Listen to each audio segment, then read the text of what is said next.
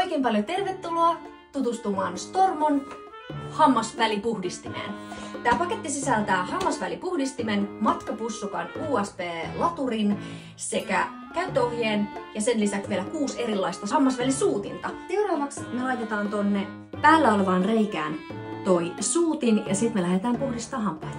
Mä valitsen täältä nyt tän testiin tän kaikkein paksuimman, koska mä haluan ensin puhdistaa kaikki noin mun isoimmat alueet. Sitten ei muuta kuin painetaan virta päälle. Wow!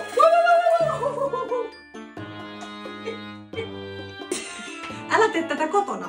Hyvä vinkki.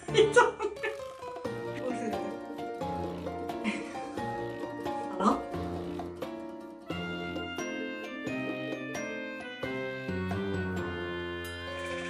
Okei.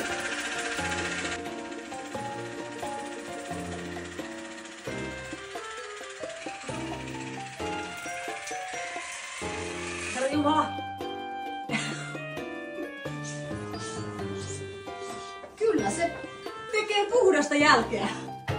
Hello! Eilen ei ihan lähtenyt toi Stormon hammasvälipuhdistimen harjaus, niin kuin sanotaanko oppikirjan mukaan käyntiin, niin suosittelen ensin lukaisemaan ohjeet. Mä tein sen virheen, että mä en lukenut niitä, mä lähdin ihan hölmöläisenä kokeilemaan, mutta nyt mä oon oppinut käyttää sitä. Eikä siis ollut mikään vaikea juttu, kun ois vaan ensin avannut tän lehtisen. Nyt lähdetään testaamaan, miten tää Stormon hammasvälipuhdistin oikein toimii. Mä oon aina tykännyt pitää huolta hampaista ja sen takia mä tartuin tuumasta toimeen siihen, että mä saan kokeilla tätä, koska kaikki, mikä auttaa mun hampaiden hyvinvointiin, niin on aina kotiin päin. Vaikka mä pesen totta kai hampaat harjaten aamuin illoin, niin tää on hyvä lisä siihen. Ja varsinkin, jos on vaikeita paikkoja hampaissa, mitä niin kun pitäisi puhdistaa, niin tää on oiva kapistus just siihenkin.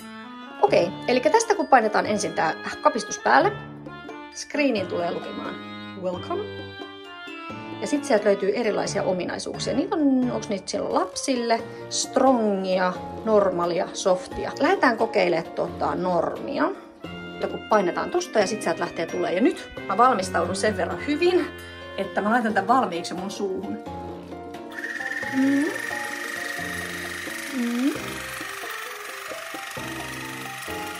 Mä kävin siis jokaisen hammasvälin nyt tuolla sille kuuluvalla suuttimella läpi ja